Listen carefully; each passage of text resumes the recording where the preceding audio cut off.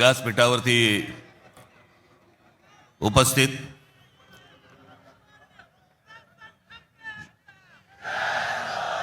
शिवसेनेचे पक्षप्रमुख उद्धव ठाकरे,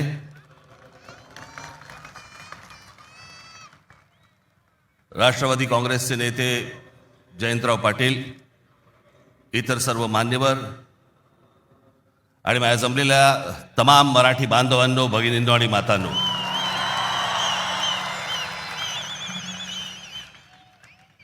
खरं तर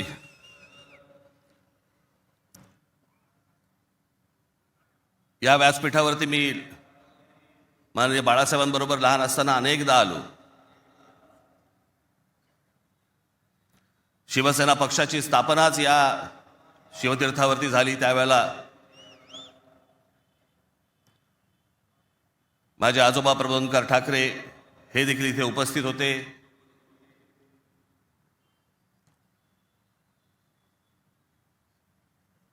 माझे वडील श्रीकांत ठाकरे हे देखील उपस्थित होते.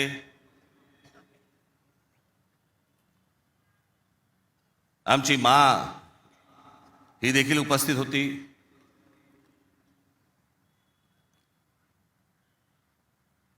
खरं आज या क्षणाला हे दोन भाऊ एकत्र आल्यानंतर आम्ही आज माझे आजोबा प्रबोधनकार ठाकरे, माननीय बाळासाहेब ठाकरे, माझे वडील श्रीकांत ठाकरे आणि आमच्या माँ आज खरं तर इथे हजर असायला पाहिजे होत्या. हे सगळं चित्र पुन्हा एकदा मराठी बांधवांसाठी, मराठी माणसांसाठी, मुंबईसाठी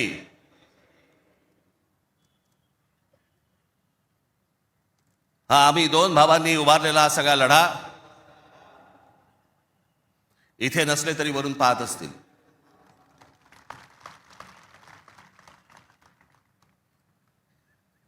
आज बऱ्याच गोष्टी मी आपल्यासाठी जरा थोडंसं घेऊन आलोय. जाताना पोट भरून जा.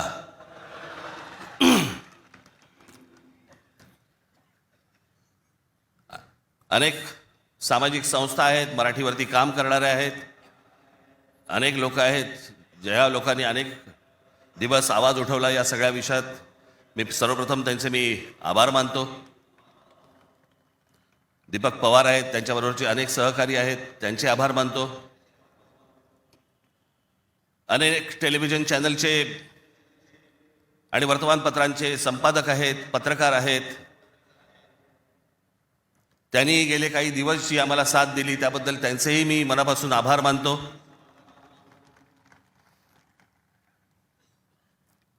खरं तर मी 20 वर्षानंतर पहिल्यांदा युती करतोय.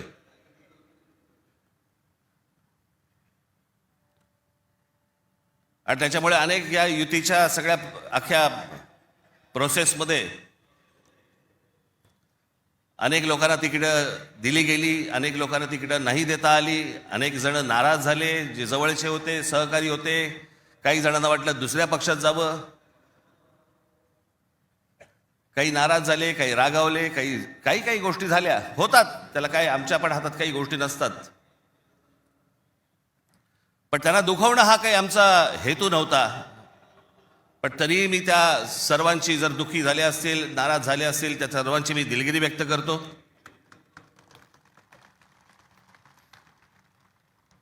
आपलेच आहेत, परत येतील. कारण जे आत्ता आहेत तेच कुठे जातील माहीत नाही. त्याच्यामुळे ते गेलेले आहेत ते येतीलच परत.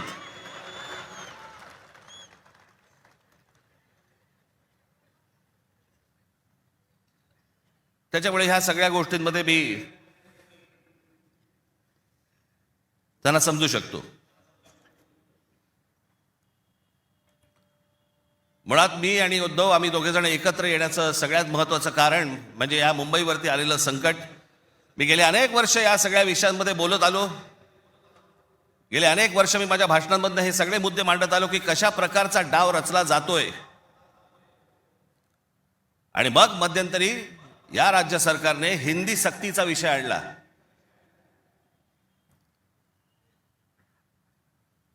आणि त्यावेळेला मग मीही कडाडलो, उद्धवही कडाडला. आणि त्या सगळ्या याच्यामध्ये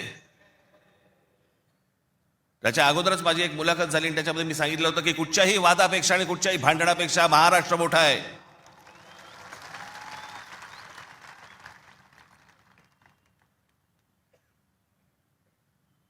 आणि मग तिकडनं ह्या सगळ्या गोष्टींची सुरुवात झाली. पण ते हिंदी सक्तीचा जो विषय होता तो फक्त तुम्हाला चाचपडून बघण्याचा होता. तुम्ही जागे आहात का? मराठी माणूस महाराष्ट्रामधला मुंबईमधला जिवंत आहे का? हे फक्त चाचपडणं होतं तुम्हाला.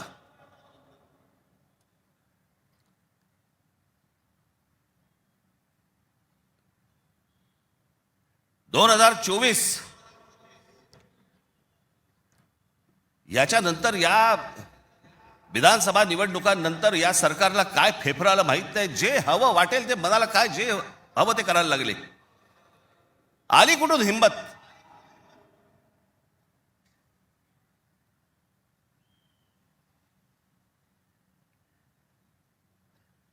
कोणाला विचारायचं नाही. काही जनता बिनता लोक बिक काही नावाची काही गोष्टच नाही. बस आम्हाला वाटलं म्हणून आम्ही केलं. हे कोण आहेत लोक? कोण आहे महाराष्ट्रातील जनता? पैसे फेकले की आम्ही विकत घेऊ. आला कुठून आत्मविश्वास?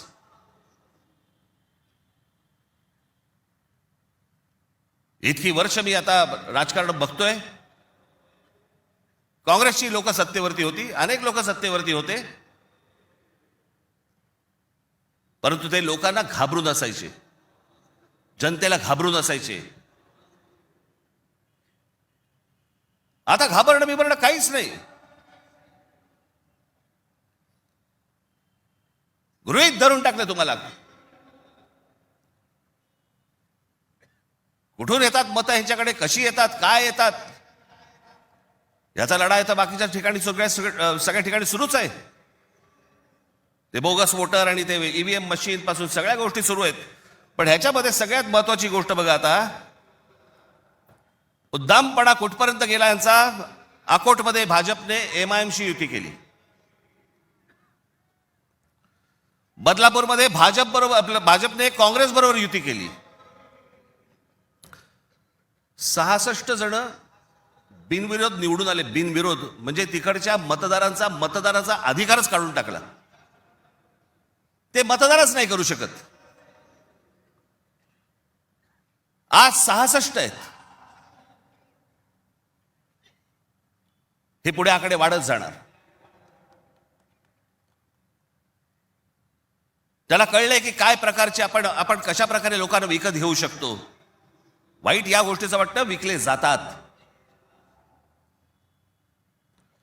तुळजापूरमध्ये विनोद गंगणे नावाचा एक ड्रग्ज मधला रॅकेट मधला एक माणूस, ड्रग्ज रॅकेट मधला, त्याला भाजपने तिकीट दिलं. ड्रग्ज विका, काही विका,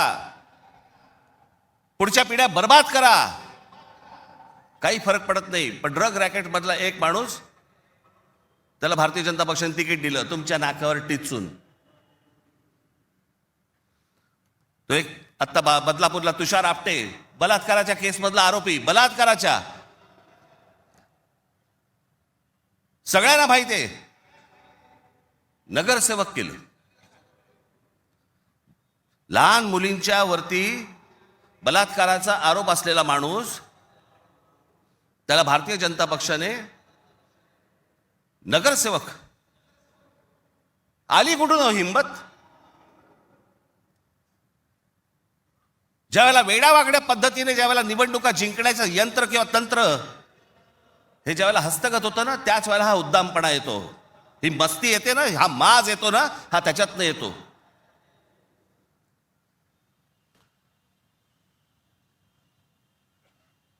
अख्खी मुंबई विकायला काढली, अख्खा महाराष्ट्र विकायला काढला, अख्खा देश विकायला काढला.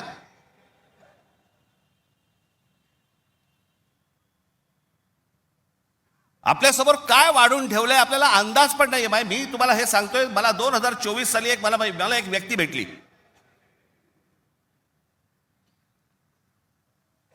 लोकसभेच्या निवडणुका झाल्यानंतरची गोष्ट सांगतोय. आणि त्यांनी मला जी माहिती दिली, आणि ती माहिती दिल्यानंतर माझे सगळे लोक, माझे काय रिसर्च टीम सगळी जी काही कामाला लागली, ते जे काही झालंय ते आज मी तुम्हाला इथे दाखवणार आहे.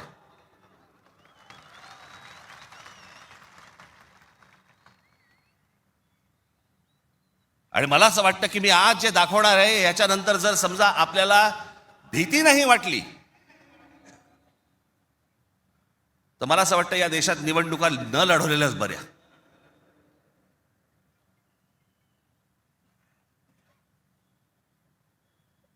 म्हणजे आता साधी गोष्ट, तुम्ही फक्त तुम्हाला 2014 नरेंद्र मोदी पंतप्रधान झाले त्या वेळेला, हे मला आता 24च्या नंतर आता हे पुढे सगळं समजायला लागलं. या गेल्या वर्षी 24 नाही, हो 24 नंतर साधारणपणे विधानसभा निवडणुकांच्या आसपास मला ह्या सगळ्या गोष्टी आमच्या रिसर्च टीम मध्ये यायला लागल्यावरती मला धक्का बसायला लागला. कारण आपण असे बघतच नाही कधी, आपण डोळे झाक करत बसतो आणि नक्की काय खणलं जात आहे आपल्या खालून आणि आपल्याला माहितीच नाही. याचं कारण अनेक हिंदी इंग्रजी टेलिव्हिजन चॅनल सगळं सगळं ब्लॉक करून टाकलंय. कोणी काय तुम्हाला दाखवणार पण नाही. दाखवलं की वरनं फोन येतो, वरनं दट्ट्या येतो, जाहिराती बंद करून टाकू. मी आता फक्त एक पहिला मॅप मी तुम्हाला भारताचा दाखवतो, 2014चा. दाखवा रे.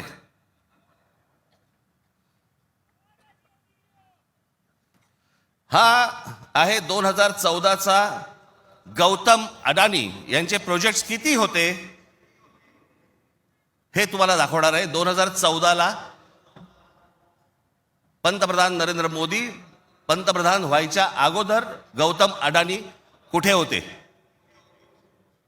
आणि आता पुढचं फक्त बघत राहा की आता 2024-25ला गौतम अडानी आता कुठे आहेत. फक्त सरकारच्या आशीर्वादाने. आणि तुम्हाला जर नाही धक्का बसला तर मला सांगा जरा, दाखवा.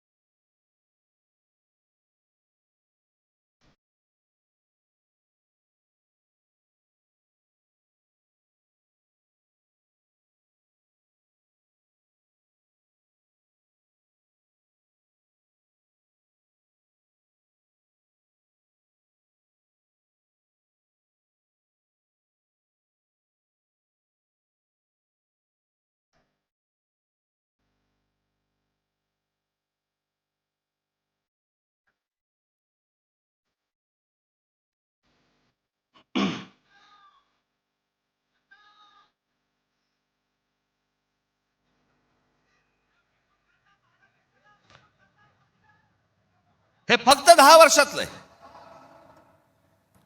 जगामध्ये असा एकही माणूस नसेल जो 10 वर्षामध्ये इतका श्रीमंत झाला. मला कुठच्या उद्योगपतीने उद्योग करू नये या मताचा मी नाहीये, इतका दळभद्री विचार माझा नाहीये. पण या देशामध्ये इतके उद्योगपती असताना एका माणसावरती इतकी मेहरबानी या देशामध्ये होते, मी जगातनं तर दाखवतच नाही अजून. फक्त 10 वर्षामधली गोष्ट ही 10 वर्षातली. एकाच माणसाला सगळ्या गोष्टी दिल्यात, वीज दिली, सिमेंट बनवण्याच्या उद्योगामध्ये गौतम अडाणी हा माणूस कधी नव्हताच 2014च्या अगोदर. आज देशातला 2 नंबरचा सिमेंटचा व्यापारी येतो. उद्या माणसाने समजा उद्या वीज बंद केली, आम्ही अंधारात. सिमेंट महाग केलं, काही बोलू शकणार नाही. सगळी पोर्ट्स खालपासून वरपर्यंत सगळी पोर्ट्स अदानीना, सगळी विमानतळं अदानीना. महाराष्ट्रात काय परिस्थिती एकदा बघा, महाराष्ट्राचा फक्त एकदा दाखवा.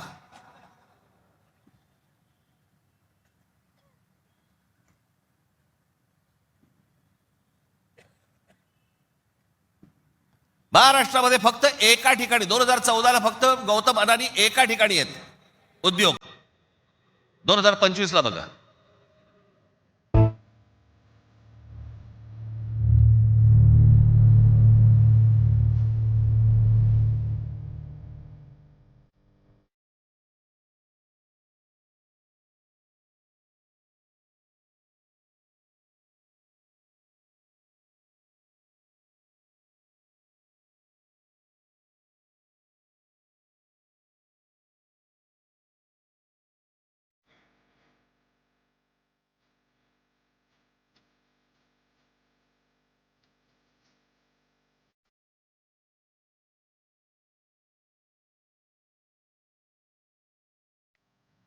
ही महाराष्ट्राची स्थिती.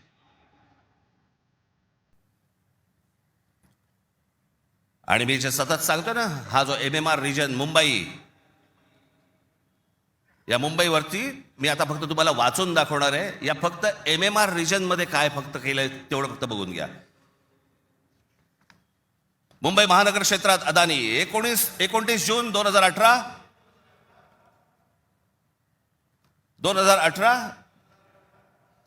रिलायन्स इन्फ्रास्ट्रक्चर कंपनी ताब्यात मुंबई वीज पुरवठा क्षेत्रात प्रवेश. एप्रिल 2021 नवी मुंबई विमानतळाच्या कामाला सुरुवात. 2021 मुंबई आंतरराष्ट्रीय विमानतळ ताब्यात. अंधेरी पश्चिम येथील RTOची जमीन अदानी यांना 5,000 कोटींना. ऐरोली इथे डेटा सेंटरसाठी 92 एकर जमीन 1,500 कोटींमध्ये. धारावी पुनर्विकास प्रकल्प अदानींना. महाराष्ट्रात स्मार्ट वीज मीटर बसवण्यासाठी 13,888 कोटींचं कंत्राट. भांडूप कल्याण इथे मीटर्स बसवली जाणार. मुंबई आणि नवी मुंबईत हायर स्केल डेटा सेंटर सुरू करण्यासाठी महाराष्ट्र सरकारशी 50,000 कोटींचा सामंजस्य करार. मेट्रो मोनोरेल यांना अदानींचा वीज पुरवठा. सांताक्रूज आणि विलेपार्ले परिसरात केंद्र सरकारच्या विमानतळ संरक्षण दलाच्या जागांवरती 80,000 झोपडपट्ट्यांचा विकास अदानी करणार. पनवेलमध्ये टॉवर्स सेमी कंडक्टर कंपनी आणि अदानी समूह यांच्या प्रकल्पाला महाराष्ट्र सरकारची मान्यता. $10 अब्ज गुंतवणुकीचा अंदाज. धारावी पुनर्विकास प्रकल्पासाठी देवनारमध्ये 124 एकर जमीन. मुंबई उपनगरातील वाढत्या वीज मागणी पुरवठ्यासाठी वसई खाडीजवळ 209 कांदळवने तोडण्यास मुंबई हायकोर्टाची परवानगी. गौतम अदानी यांची तारापूर अणुऊर्जा प्रकल्पाला भेट. पुढच्या 10 महिन्यात खासगी कंपन्यांना अणुऊर्जा क्षेत्रात येण्याची परवानगी देणारे विधेयक संसदेत मंजूर. रायगड जिल्ह्यातील आंबा नदीकाठी असलेल्या जेट्टी प्रकल्पासाठी 192 कोटीची गुंतवणूक. पनवेलमध्ये 1,000 एकर्समध्ये 10,000 कोटींचा रहिवासी प्रकल्प. मुंबईला वीज पुरवठा करण्यासाठी 1,660 कोटींचं काम. धारावी पुनर्विकास प्रकल्प बांधणीसाठी मुलुंड येथे 58 एकर जमीन आणि 319 कोटी मिळाले. धारावी पुनर्विकास प्रकल्प बाधितांसाठी कुर्ला मदर डेअरीची 20 एकर जमीन 57 कोटीत मिळाली. 124 एकरचा आणि 36,000 कोटींचा गोरेगाव पश्चिम येथील मोतीलाल नगर पुनर्विकास प्रकल्प अदानींना मिळाला. MIDCने तळोजा येथे 400 एकर नंतर आणखी 159 एकर जमीन दिली. बांद्रे रेक्लेमेशन पुनर्विकास प्रकल्प 24 एकर 30,000 कोटींमध्ये मिळाला. पालघर डहाणू येथे अदानी वीज प्रकल्प. अदानी नवी मुंबईत सेमीकंडक्टर प्रकल्प सुरू करणार. वसई येथील तुंगारेश्वर अभयारण्यातील जमीन अदानी इलेक्ट्रिसिटीला. टिटवाळा, मोहने, आंबिवली शहरात येथील अदानी सिमेंट फॅक्टऱ्या. वाढवण येथे बंदर उभारण्यासाठी अदानी समूह उत्सुक. महाराष्ट्र सरकारशी सामंजस्य करार. वाढवण येथे विमानतळ उभारण्यासाठी अदानी समूह उत्सुक.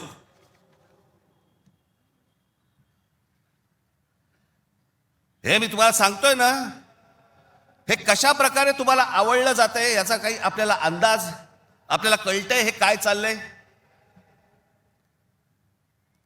आता हा सगळा वाढवणला आता बंदर येतंय म्हणून मी म्हटलं बंदर येत असेल चांगली गोष्ट आहे. महाराष्ट्रात बाजूला विमानतळ कशासाठी तर म्हणे मुंबई विमानतळावरचा सगळा कार्गो तिकडे नेणार. आणि नवी मुंबई विमानतळ जे बांधलंय इथून इंटरनॅशनल आणि डोमेस्टिक या आपल्याकडच्या इकडच्या विमानतळावरनं, छत्रपती शिवाजी महाराज आंतरराष्ट्रीय विमानतळावरनं डोमेस्टिक आणि इंटरनॅशनल नवी मुंबईला नेणार. ही प्रोसेस हळूहळू सुरू झालेली आहे. आणि पुढे हा संपूर्ण विमानतळ विकायला काढणार. या शिवाजी पार्क मैदान एवढी जवळपास 50 ते 60 शिवाजी पार्क मैदानं बसतील एवढा प्लॉट आहे तो, धारावीला लागून. अशी नाही ना मुंबई आम्हाला मिळवत आहेत. आम्ही बदा पैसे ओततो, जमिनी विकत घेतो, जमिनी सगळ्या काढून घेतो. आणि इकडच्यांचं काय घेऊन बसलोय आपण, या सरकारमध्ये बसलेत त्यांचं. ते काहीतरी करू शकतात का? काहीच नाही करू शकत. मी मागे एक उदाहरण दिलं होतं ना, बादशाच्या हातावरचा ससाणा असतो नाही का, जो ससाणा पक्ष्यांनाच मारून आणतो. स्वतः पक्षी आहे पण तो पक्ष्यांनाच मारून आणतो. पु ल देशपांडेचं एक फार छान वाक्य आहे की स्वकीयांचा घात करणारी औलाद ही काय फक्त पक्षांमध्ये नसते, मला तर आता कळले राजकीय पक्षांमध्ये आली आहे.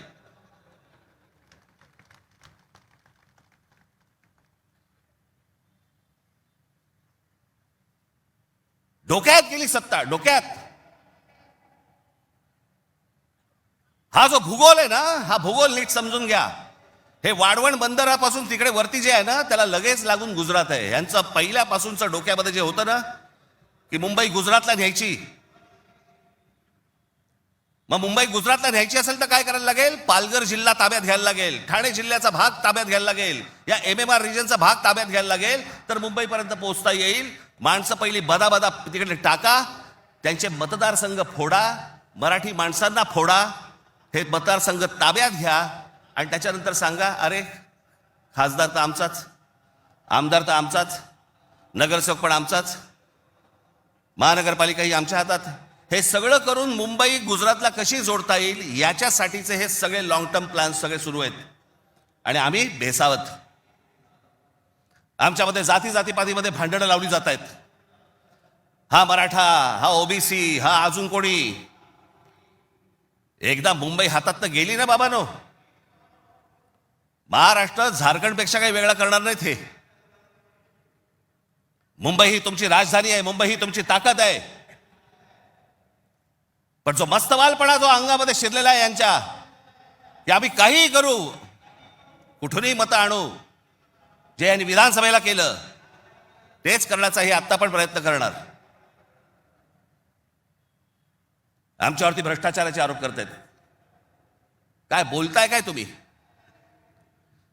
देवेंद्र फडणवीस ज्यावेळेला मुख्यमंत्री होते त्यावेळेला यांनी छगन भुजबळांना जेलमध्ये टाकलं होतं, हो की नाही?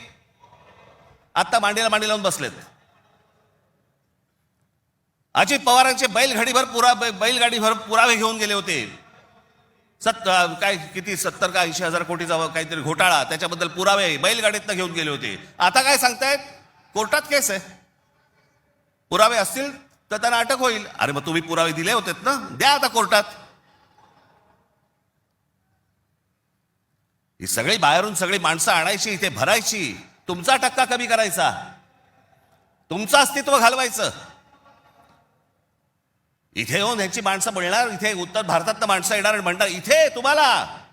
काल एक कोणतरी उत्तर भारतातला माणूस बोलवता म्हणे, मुंबईमध्ये म्हणे नोकऱ्या जर घ्यायच्या असतील महानगरपालिकेमध्ये तर इथल्या स्थानिकांना, उत्तर भारतीय लोकांना दिल्या पाहिजेत. हे बाहेरून येणारे म्हणे कोल्हापूर, सातारा, सांगलीवरनं येणारी माणसं हे बाहेरच्या लोकांना द्यायची नाहीत म्हणून. बाहेरची लोक म्हणजे आमच्या सातारा, कोल्हापूर, सांगलीमधनं येणारी आता हे बाहेरची लोक झाली आणि हे आतले.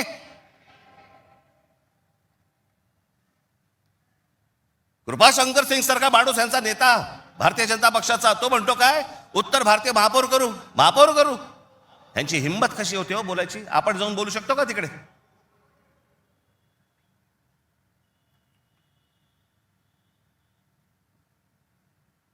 याचं कारण तुम्ही एकत्र येऊच नाही, याच्यासाठीचा बंदोबस्त यांनी केलेला आहे. म्हणून काय करायचं, पैसे टाका, माणसं फोडा. यांचं मुंबईवरचं लक्ष उडालं पाहिजे, महाराष्ट्रावरचं लक्ष उडालं पाहिजे. हे मराठी म्हणून कधी एकत्र येताच कामा नयेत. आणि मग आपल्याला जे साध्य करायचंय,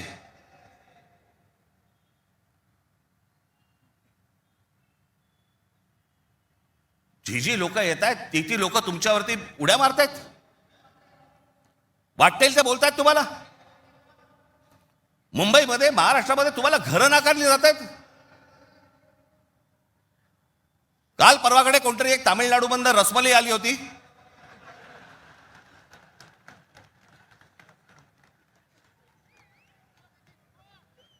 तो सांगतो मुंबईचा आणि म्हणजे महाराष्ट्राचा संबंध काय? भडव्या, तुझाच काय संबंध आहे इथे याचा?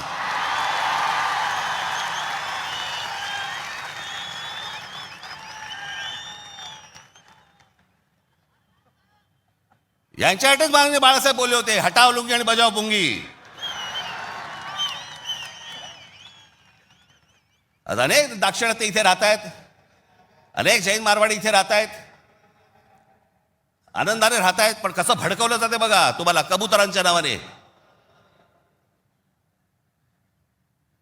कबूतर राहिली बाजूला, पण हे सत्ताधारी जे फडफडत आहेत ना, हा त्यांचा प्रश्न आहे. काल परवाची गोष्ट, इथे मुंबईमध्ये एक जैन मराठी वादावरती पडदा टाकण्यासाठी म्हणून एक बैठक झाली. ही बातमी फक्त नवाकाळला आली होती. त्यांचे कोणतरी एक जैन मुली निलेश चंद्र आहेत, निलेश चंद्र बघा. ते जैन मुली निलेश चंद्र काय सांगतायत, तर कबुतरे खाणे आणि मांसावरून मराठी जैन समाजात पेटलेला वाद मिटवण्याची जबाबदारी मुख्यमंत्री देवेंद्र फडणवीस यांनी भाजपा मंत्री मंगल प्रभात लोढा यांना दिली. मात्र मंगल प्रभात लोढा यांनी हा वाद मिटवला नाही, तर ह्या समाजामध्ये जास्तीत जास्त भांडणं कशी लागतील हे पाहिलं. म्हणजे मराठी माणसापासून गुजराती बाजूला करायचे, आता ही लुंगी अंडी इकडनं तामिळ बाजूला करायचे, अजून कोणतरी युपी मधनं बोलवायचा, त्याच्यात अजून ते बाजूला करायचे. तुम्हाला या महाराष्ट्रामध्ये, मुंबईमध्ये एकट्यात पाडायचं. एकटे असलो तरी काफी होत.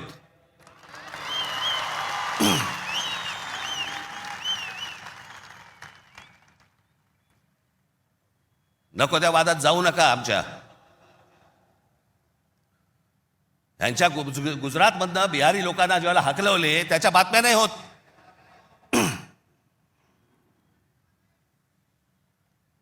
ज्याने बिहारी लोकांना तिकडनं हाकलवले, जवळपास 10 का 20 हजार लोकांना हाकलून दिले बिहारमधनं, भारतीय जनता पक्षाने त्याला तिकीट दिलं, निवडणुकीचं तिकीट दिलं. आणि हे वाद फक्त तुमच्यासाठी, आमच्यासाठी इथे फक्त करून ठेवतायत. गेले अनेक वर्ष सांगतोय तुम्हाला, हे सगळं हे जे मुद्दामून जे चालू आहे, तुमचं अस्तित्व नष्ट करण्यासाठी हे सगळं सुरू आहे. आज ही मुंबई हातामध्ये गेली. मुंबई का पाहिजे हातात? आज केंद्रामध्ये यांची सत्ता, राज्यामध्ये यांची सत्ता, पण उद्या मुंबईमध्ये, ठाण्यामध्ये, कल्याण डोंबिवलीमध्ये, आमच्या MMR रिजनमध्ये उद्या ह्यांना जर काही करायचं असेल, महानगरपालिकेची परवानगी लागेल. आणि महानगरपालिका जर आपल्या हातात असतील, हे जमिनी विकून देऊ शकत नाहीत, हे अदानीला जमीन देऊ शकत नाहीत.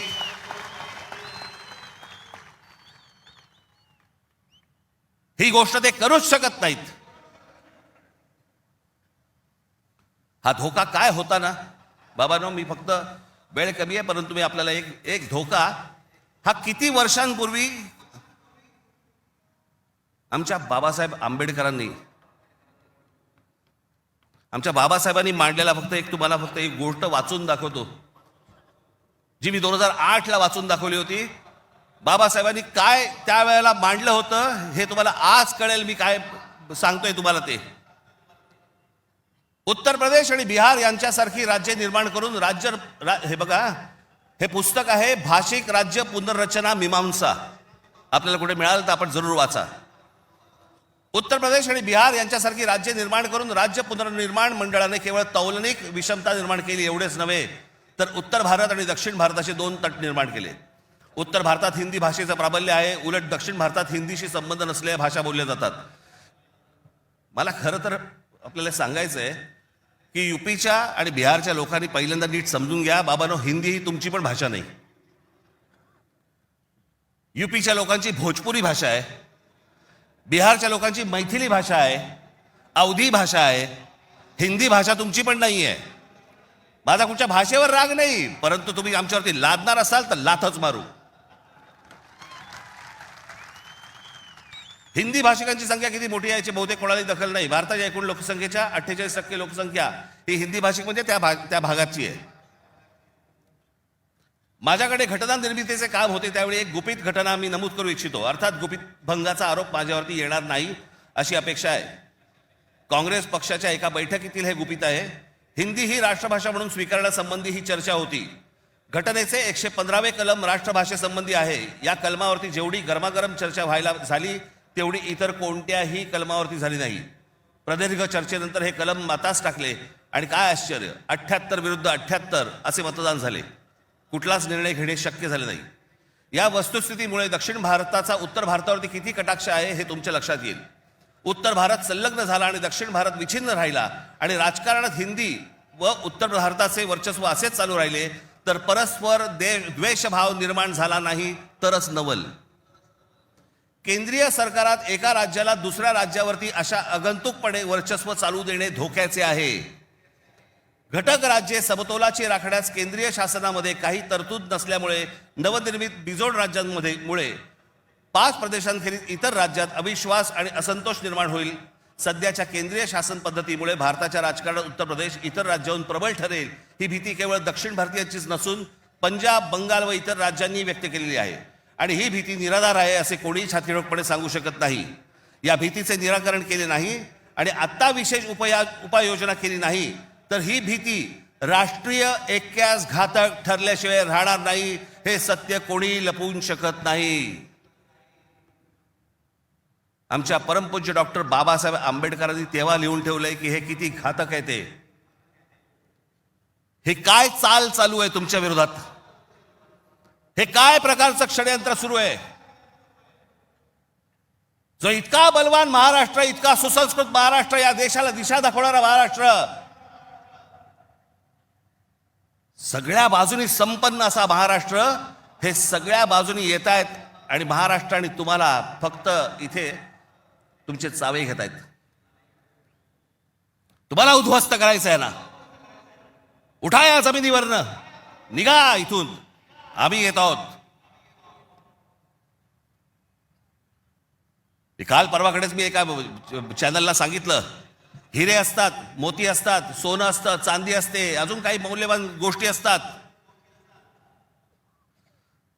फक्त जमीन या एकाच गोष्टीला रिअल इस्टेट म्हणतात, खरी संपत्ती.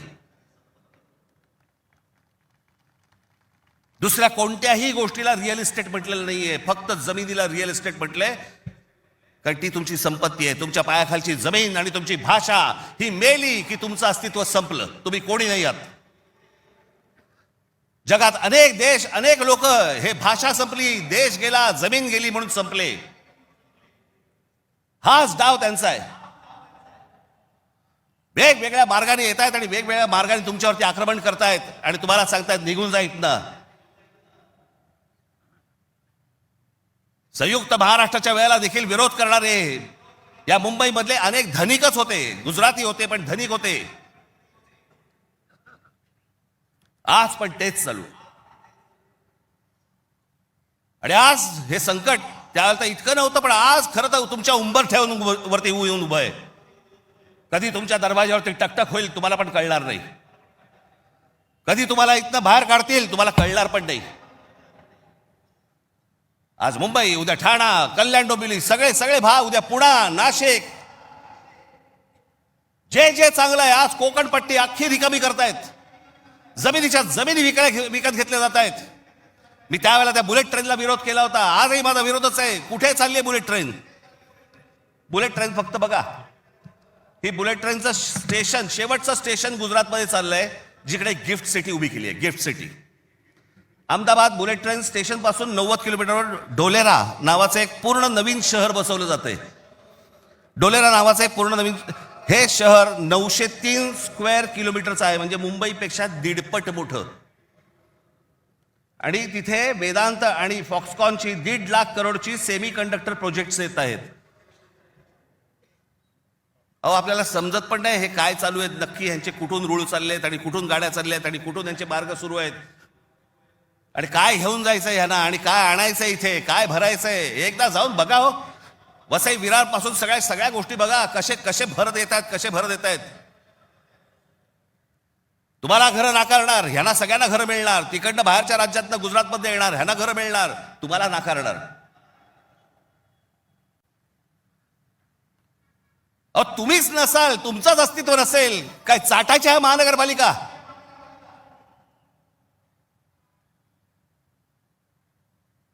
काय उपयोग आहे या गोष्टींचा? आम्ही भले आमच्या वचननाम्यामध्ये सांगितलेल्या अनेक गोष्टी आहेत, ज्या उत्तम करू, उत्तम शहर करू, चांगल्या गोष्टी करू. मला असं वाटतं उद्धव ठाकरे आपल्या भाषणामध्ये या गोष्टी सांगतीलच. अरे पण तुम्ही असायला पाहिजेत ना त्याच्यासाठी. तुमची काय किंमत करून ठेवली आहे लोकांनी? कोण महाराष्ट्रामधला मराठी माणूस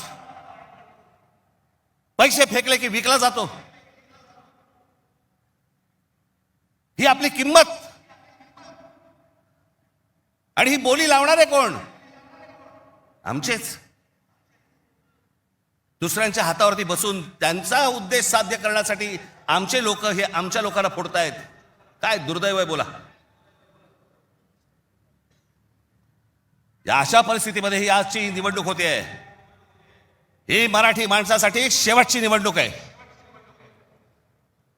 आज जर चुकलात, कायमचे मुकलात म्हणून समजा. आज जर तुमच्या हातात ही शहरं गेली, यांच्या हातामध्ये गेली, उद्या राजानं मारलं आणि पावसानं झोडलं, तक्रार कोणाकडे करायची? आज इतर राजकीय पक्षांमधले पण जे मराठी लोक आहेत, माझं त्यांनाही आव्हान आहे, सोडा ते सगळं. या मराठी माणसासाठी एक व्हा, या मुंबईसाठी एक व्हा, या महाराष्ट्रासाठी एक व्हा.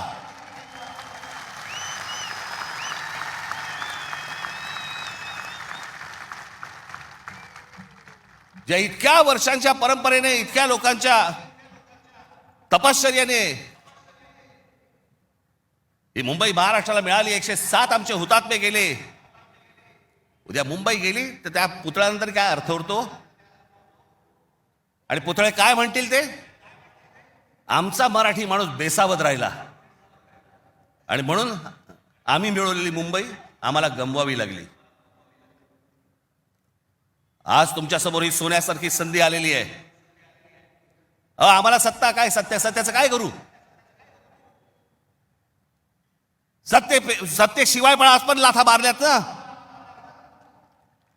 अनेक अंगावर आले, त्यांना तुडवलेच ना. पण तुम्हाला ह्यांचा मास, या सगळ्या लोकांचा, सत्ताधाऱ्यांचा तुम्हाला उतरवायचा या निवडणुकीमध्ये. कुठेही बेसावध राहू नका. माझी आपल्याला सगळ्यांना एक फक्त सांगणं आहे, हे ईव्हीएम मशीनवरती लक्ष ठेवा. दुबार मतदार सकाळी 6 वाजता, मला जेवढे काय BLA नेमलेले आहेत, सकाळी 6 वाजता तिकडे सेंटरवरती पाहिजेत दोन्ही पक्षांचे. आणि दोन्ही पक्षातले जे सगळे लोक आहेत यांना फक्त मी एकच सांगतोय, बाबांनो, आता आपल्यातलं काही वाद नाही. आता खरी लढाई त्यांच्याशी आहे.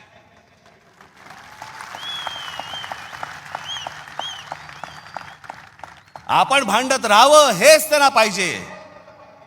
त्यांना जे हवं ते आपण नाही द्यायचंय, आपल्याला जे हवं तेच आपण केलं पाहिजे. आणि म्हणून तिकडे आपल्याला जाता एवढंच सांगेन की सतर्क राहा, बेसावध राहू नका. आणि जर दुबार मतदार जर तिकडे आला, सकाळी 7 वाजता फोडून काढा.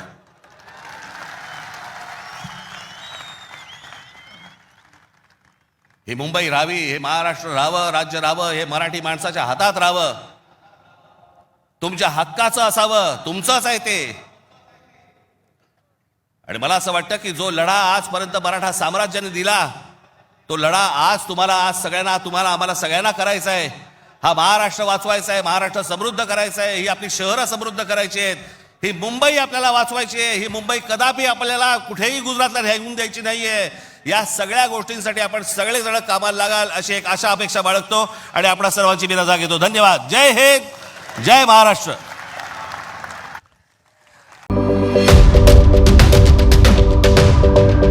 यूट्यूबवर सुद्धा रायगड टाइम्स सर्च करा आणि पहा रायगडच्या कानाकोपऱ्यातील प्रत्येक बित्तम बातमी.